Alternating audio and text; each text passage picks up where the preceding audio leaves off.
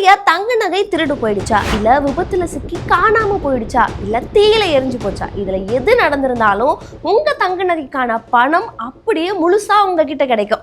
அது எப்படின்னு கேக்குறீங்களா? ஸோ அதை பத்தி தான் இந்த வீடியோவில் நம்ம ஃபுல்லா பார்க்க போறோம். ஸோ வீடியோவை ஸ்கிப் பண்ணாம ஃபுல்லா பாருங்க. இப்போ இருக்க சூழ்நிலையில தங்கம் வாங்குறதே பெரும் பாடா இருக்கு. அதுவும் இந்த தங்க நகைகள் எதிர்பாராத விதமா தொலைஞ்சு போகிறது, இல்ல திருடர்கள் வந்து திருடிட்டு போறது, இல்ல ஏதாவது ஆக்சிடென்ட் ஆகி ஏதாவது தீ பற்றி அது மூலியமா வந்து தங்க நகைகள் நாசமா போறதுன்னு பல பிரச்சனைகளை தங்கம் வச்சிருக்கவங்க ஃபேஸ் பண்ணிக்கிட்டே இருக்காங்க. நான் சொல்லக்கூடிய இந்த ஒரு விஷயத்த பண்ணா போதும், உங்களுடைய தங்கத்திற்கான மதிப்பு அப்படின்றது உங்ககிட்டயே உடனடியாக வந்து சேரும். ஸோ இதுக்கு நீங்க பண்ண வேண்டிய ஒரே ஒரு விஷயம் என்ன அப்படின்னா, கோல்டுக்கு நீங்க இன்சூரன்ஸ் எடுக்கிறது. ஸோ தங்க நகைகளுக்கு நீங்க இன்சூரன்ஸ் எடுத்து வச்சுக்கிட்டீங்க அப்படின்னா, மற்ற இன்சூரன்ஸ் மாதிரி இப்போ ஹெல்த் இன்சூரன்ஸா இருக்கட்டும், இல்லைன்னா வந்து ஆக்சிடென்ட் இன்சூரன்ஸா இருக்கட்டும், இந்த மாதிரி எல்லா இன்சூரன்ஸ் எப்படி வந்து நமக்கு வந்து தொகை கொடுப்பாங்களோ அதே மாதிரி தான் இந்த கோல்டு இன்சூரன்ஸும் வந்துட்டு ஒர்க் ஆகுது. இப்போ கோல்டு ஜுவல்லரிக்கு வந்து நீங்க இன்சூரன்ஸ் எடுத்துக்கிட்டீங்க அப்படின்னா, திருடுறதோ இல்ல காணாம போறதோ இல்ல ஏதாவது விபத்துல சிக்கிறதோ இல்ல இயற்கை பேரிடர்கள்னால ஏதாவது ஆபத்து ஏற்படுது அப்படின்னா அதுக்கான முழு தொகையுமே உங்களுக்கு கிடைக்கும். ஸோ அதுதான் இந்த கோல்டு இன்சூரன்ஸ் ஆகவும் இருக்கு. நிறைய பேருக்கு வந்து இந்த கோல்டு இன்சூரன்ஸ் பத்தின ஒரு அவேர்னஸ் இல்லை அப்படின்றதும் இங்க பார்க்க முடியுது. ஸோ நீங்க ஒரு தங்க நகைகள் வாங்குறீங்க அப்படின்னா, நீங்க வாங்கக்கூடிய கடையிலேயே இந்த மாதிரி இன்சூரன்ஸ் கேட்கலாம். இப்போ ஒரு 5 லட்சம் ரூபாய்க்கு வந்து நீங்க தங்க நகைகள் வாங்குறீங்க அப்படின்னா, சோ அந்த கடையிலேயே எனக்கு வந்து கோல்டு ஜுவல்லரி வந்து இன்சூரன்ஸ் போட்டு கொடுங்க அப்படின்னு சொன்னா, அந்த நகை கடைகள் வேற கம்பெனிகள்ல, அதாவது இன்சூரன்ஸ் கம்பெனிகள்ல டைப் பண்ணியிருந்தாங்க அப்படின்னா அந்த கம்பெனியோட சேர்த்து அவங்களே வந்து இன்சூரன்ஸ் போட்டு கொடுத்துருவாங்க. ஸோ அங்கேயே நம்ம வந்து இந்த இன்சூரன்ஸ் வேலையும் முடிச்சிடலாம். இல்லை நான் தனியா வந்து இன்சூரன்ஸ் கம்பெனியை பார்த்து நான் அவங்க கிட்ட டைரக்டா கம்யூனிகேஷன் வச்சு நான் போடுறேன் அப்படின்னு நினைச்சாலுமே நீங்க தனியா இன்சூரன்ஸ் கம்பெனியை கான்டாக்ட் பண்ணி உங்களுடைய ஜுவல்லரிக்கான இன்சூரன்ஸையுமே நீங்க போட்டுக்கலாம். சரி, இந்த இன்சூரன்ஸ் போடும் போதோ இல்ல அதுக்கு முன்னாடியும் நீங்க பண்ண வேண்டிய விஷயங்கள் என்ன அப்படின்றத பார்க்கலாம். நீங்க வந்து இப்போ கோல்டு ஜுவல்லரி வாங்குறீங்க அப்படின்னா அதுக்கான வேல்யூவேஷன் சர்டிபிகேட்டை நீங்க உடனடியா வாங்கி வச்சுக்கோங்க. பிளஸ் உங்களுடைய பியூரிட்டி எவ்வளவு இருக்கு அப்படின்றத ப்ராப்பரா செக் பண்ணிக்கோங்க. நான் முன்னாடியே சொன்ன மாதிரி 5 லட்சம் ரூபாய் மதிப்புள்ள தங்க நகைகள் வாங்குறீங்க அப்படின்னா அந்த நகைக்கு நீங்க இன்சூரன்ஸ் போட போறீங்கன்னா அதுக்கான பிரீமியம் அமௌண்ட் எவ்வளவு இருக்கும், பிளஸ் இந்த இன்சூரன்ஸ் போட்டா ஏதாவது அசம்பாவிதத்தினால தங்க நகைகள் காணாம போடுறதோ திருடுறதோ நடந்தா நமக்கு எவ்வளவு அமௌண்ட் வந்து கம்பெனி சைட்ல இருந்து கொடுப்பாங்க அப்படின்ற மாதிரி நிறைய டீட்டெயில்ஸை நீங்க தெரிஞ்சு வச்சுக்கோங்க. பொதுவாகவே இந்த தங்க நகைகளுடைய மதிப்புக்கு ஏற்ற மாதிரி பிரீமியம் அமௌண்ட் அப்படின்றதும் வந்துட்டு டிஃபர் ஆகுது. இப்போ 0.05% இருந்து 2% வரலுமே நீங்க பிரீமியம் அமௌண்ட் அப்படின்றத கட்ட வேண்டியதா இருக்கும். ஸோ அந்த தங்க நகைகளுடைய மதிப்பு வேல்யூ எவ்வளோ இருக்கு அதை பேஸ் பண்ணி தான் இதை கொடுப்பாங்க. இப்போ உதாரணத்துக்கு 5 லட்சம் ரூபாய் மதிப்பு இருக்கக்கூடிய தங்க நகைகளை வச்சிருக்கீங்க அப்படின்னா அதுக்கு வந்து 1% வரலுமே பிரீமியம் அமௌண்ட்டா போடுறாங்க அப்படின்னா நீங்க 5000 ரூபாய் வரலுமே வருஷத்துக்கு நீங்க கட்ட வேண்டியதா இருக்கும்.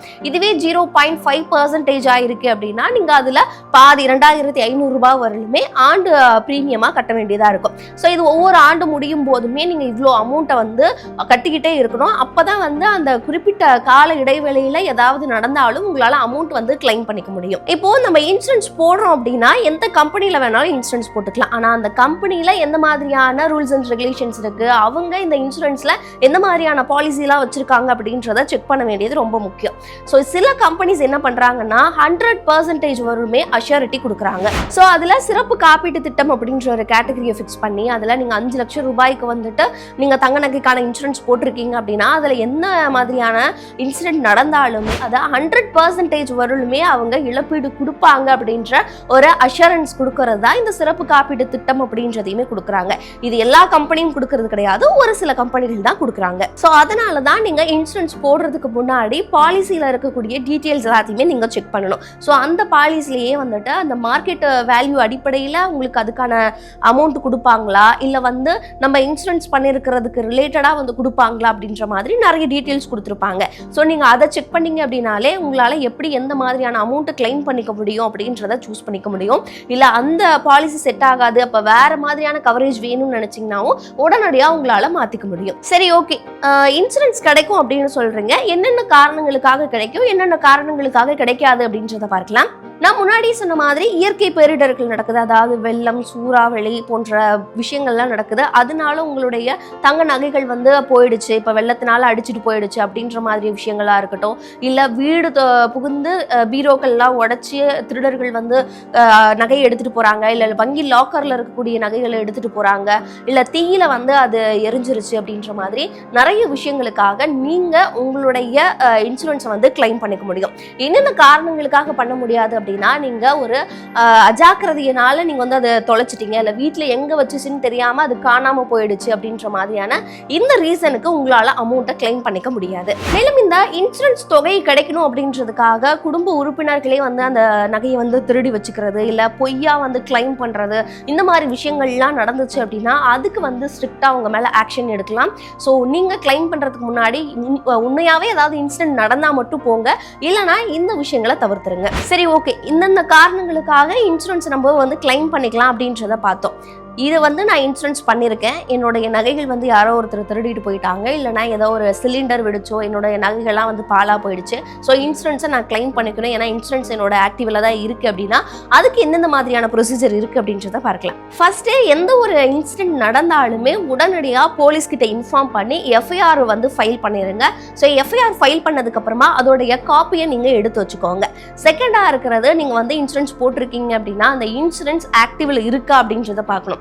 இப்போ ஒரு பிரீமியம் தொகை கட்டாம விட்டுட்டா கூட அந்த ஒரு இயருக்கான உங்களுக்கு வந்து அந்த கிளைம் பண்ணக்கூடிய ஆப்ஷன் அப்படின்றது கிடைக்காம போயிடும். ஸோ நீங்க வருஷம் வருஷம் அந்த அமௌண்ட் கட்டணும், பிளஸ் அந்த ஒரு இன்சூரன்ஸ் கிளைம் பண்றதுக்கான ஆப்ஷன் வந்து ஆக்டிவ்ல இருக்கா அப்படின்றதையுமே நீங்க செக் பண்ணிக்கணும். அடுத்ததான், நீங்க தங்க நகைகள் வாங்கும்போது அந்த தங்க நகைகளுக்கான வேல்யூவேஷன் சர்டிபிகேட் வாங்கியிருப்பீங்க இல்லையா, ஸோ அந்த சர்டிபிகேட் எல்லாத்தையுமே எடுத்து வச்சுக்கணும், பில்லையுமே நீங்க எடுத்து வச்சுக்கலாம். ஸோ இது எல்லாமே ஒரு ப்ரூஃப்காக நீங்க எடுத்து வச்சுக்கணும். இப்போ திருடு போயிடுச்சு, இல்லை ஏதாவது ஒரு ஆக்சிடென்ட்னால உங்களுடைய நகைகள் வந்து காணாம போயிடுச்சு, எரிஞ்சு போயிடுச்சு அப்படின்னா நீங்க கண்டிப்பா அதை ப்ரூஃப் பண்ணணும். இப்போ ஏதாவது தீயில எரிஞ்சிருச்சு அப்படின்னா மேபி நீங்க போட்டோஸ்லாம் எடுத்து வச்சிருப்பீங்க, ஸோ அது ரிலேட்டடான காப்பீஸ்மே வந்துட்டு நீங்க காட்டலாம். ஸோ இது எல்லாமே எடுத்து வச்சுக்கிட்டீங்க அப்படின்னா உங்களுடைய இன்சூரன்ஸை கிளைம் பண்றதுல எந்த ஒரு சிக்கலும் இல்லாம ஈஸியா கிளைம் பண்ணி அதுக்கான அமௌண்ட்டையுமே உங்களால வாங்கிக்க முடியும். ஸோ நீங்க கிளைம் பண்ணும்போது நான் சொன்ன இந்த டாக்குமெண்ட்ஸ் எல்லாத்தையுமே ப்ரொவைட் பண்ணி நீங்க கிளைம் வந்துட்டு பண்ணிக்கலாம். அடுத்ததா, எல்லாருக்குமே ஒரு டவுட் இருக்கும். இப்போ வந்து ஏதாவது ஒரு தீ பற்றி எரியுது, வீட்டில் வந்து அந்த மாதிரி விஷயம் நடக்குது, இல்லை சிலிண்டர் விடுச்சு நகைகள்லாம் பாலாக போயிடுச்சு அப்படின்னா, இப்போ தீயில வந்து தங்க நகைகள் வந்து ரொம்ப உருகாது, இல்லை தீயில வந்து எரிஞ்சு சாம்பலாக போகாது. அப்போ வந்து அந்த நகைகள் வந்து இப்போ ஆபரணமாக இருந்தது அது வந்து உருகி ஒரு கட்டியாக மாறிடுச்சு, ஸோ அதுக்குமே நான் கிளைம் பண்ணிக்க முடியுமா, இல்லை என்ன பண்ண முடியும், ஏன்னா அந்த தங்க நகை என்கிட்ட தானே இருக்குது அப்படின்னு எல்லாருக்குமே ஒரு கொஸ்டின் வரும். ஸோ அந்த மாதிரி சுச்சுவேஷன்லையுமே நீங்கள் கிளைம் பண்ணிக்க முடியும் அப்படின்றது தான் இதுல இருக்கக்கூடிய ஒரு பிளஸ் பாயிண்டாகவும் இருக்கு. இப்போ தீ பற்றதுனால நீங்க வச்சிருக்கக்கூடிய நகைகளுடைய டிசைனோ இல்லை அதுல இருக்கக்கூடிய மாடல்ஸோ எல்லாம் மாறி உருகிறதுக்கான வாய்ப்புகள் தான் இருக்கே தவிர அது மொத்தமா கொலாப்ஸ் ஆகாது. ஸோ அப்படி இருக்கும்போது நீங்க கிளைம் பண்ணிக்கலாம். கிளைம் பண்ணாலுமே ஃபுல் அமௌண்ட் கிடைக்குமா அப்படின்னு கேட்டா ஃபுல் அமௌண்ட்டும் கிடைக்கும். நீங்க அந்த அளவுக்கு வந்து ஒரு 5 லட்சம் ரூபாய் அப்படின்னா அதுக்கான ஃபுல் அமௌண்ட்டையும் செலுத்தி நீங்க வந்து எனக்கு ஃபுல் அமௌண்ட் ரிட்டர்ன் கொடுக்குற மாதிரி நான் முன்னாடியே சொன்ன மாதிரி சிறப்பு காப்பீடு திட்டங்கள்லாம் போட்டு வச்சிருக்கீங்க அப்படின்னா தங்க நகை உங்ககிட்ட இருந்தாலுமே வந்துட்டு நீங்க இதை வந்து கிளைம் பண்ணிக்க முடியும். இன்னொரு விஷயம் நல்லா நோட் பண்ணிக்கோங்க, தீயில வந்து ரொம்ப மோசமான நிலையில உங்ககிட்ட தங்கம் இருந்தாலும் சரி அதை வந்து நம்ம இது பண்ணிக்கலாம்.